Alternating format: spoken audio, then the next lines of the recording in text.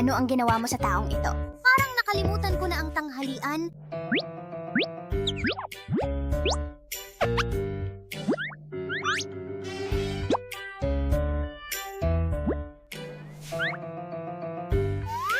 Isa pang bagay.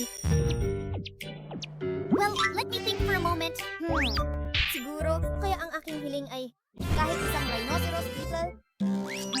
Oras, mahirap ang panahon ngayon. Maganda naman, di ba? At pagkatapos, nagsimula si Furu sa isang paglalakbay upang hanapin ang maalamat na winter beetle. Bagong taon na ito sa Dubken? Pagpupulong. Interdual! Para tumugma sa salagubang.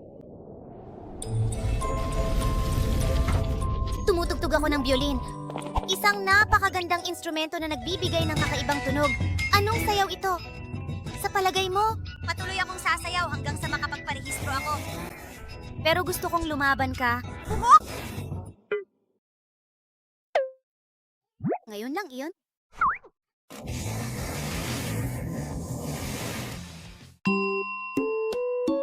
Ito ay... Oras na talaga ng tanghalian. Huwag mong kalimutan.